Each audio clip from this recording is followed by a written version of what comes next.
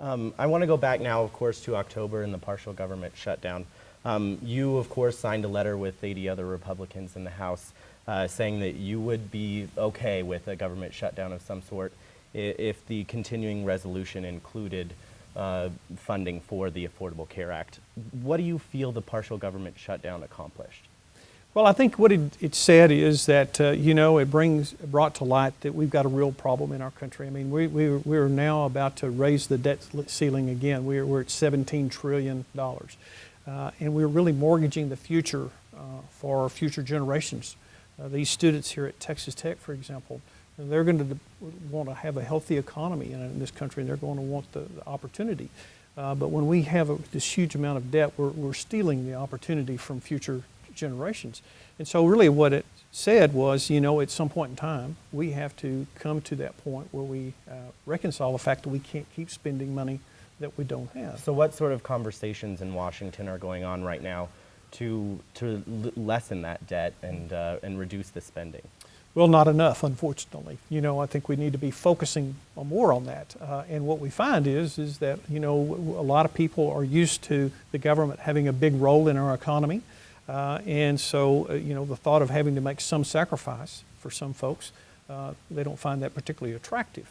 But I think what everybody realizes is that we can't continue doing this, spending money that we don't have. Now, what the big divide in the Congress is, and really it's the big divide in our country, is how's the best way to solve that. Some people think we ought to reduce the amount of spending. Right. Other people want to increase the amount of revenue that we take from hard-working American taxpayers.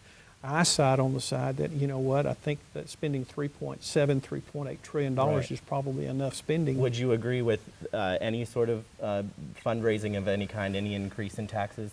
Would you ever be for that?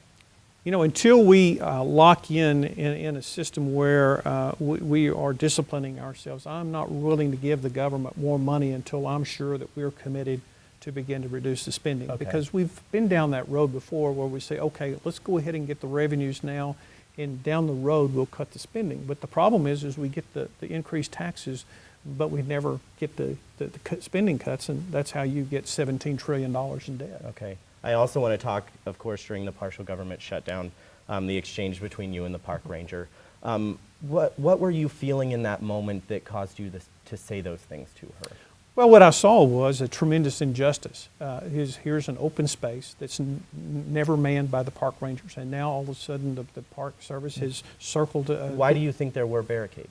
Well, I think because the government decided to, be punitive to the American people, and they put those barricades. Do you have any there. evidence, though, to show that the administration or someone ordered those barricades to be up? Well, the park ranger said that Okay. they were ordered to put those barricades up. Do you know who, though, ordered them? I assume the Park Service. Yeah. Okay.